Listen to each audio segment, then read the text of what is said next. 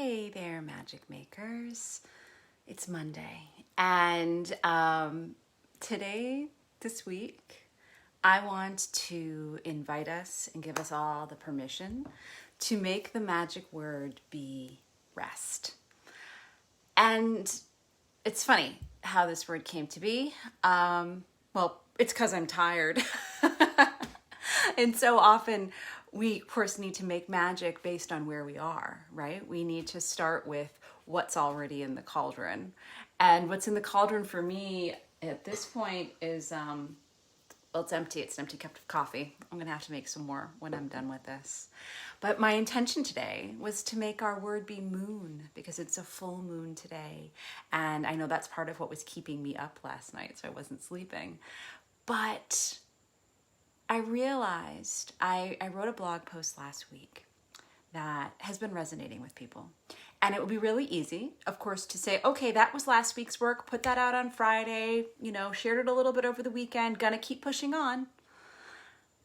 But what if instead it was that recognition of, oh, wait, I was on to something last week, and that was not a momentary bit of medicine.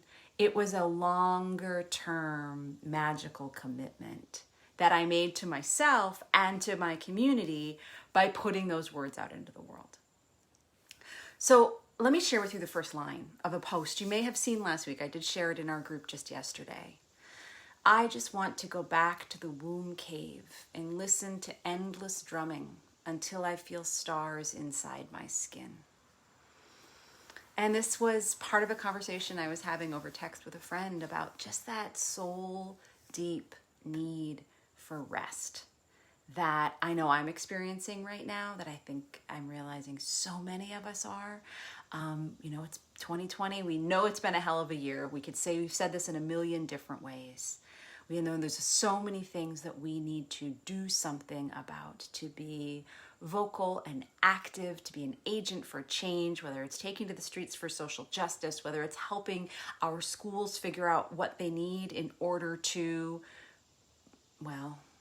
open outside, if that's even possible, provide remote instruction, all these different things we're struggling with, right? But the thing that I want to highlight right now is that need for rest, that magic that comes in saying, I recognize that I need a break. I want to return to the womb cave, and however you might explain that to yourself.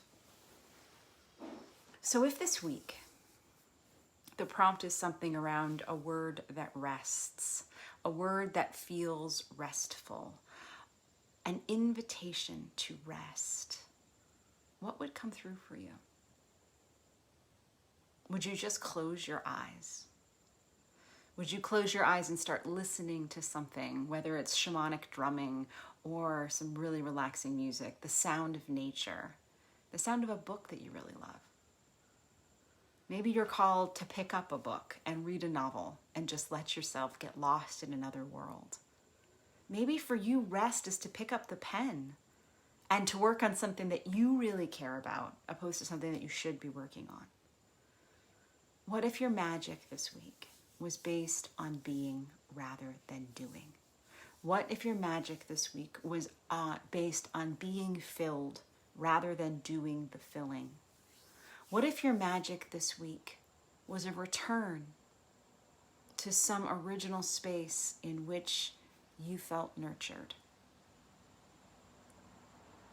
Can you give yourself the permission in this space to do that? I promise it'll be magical.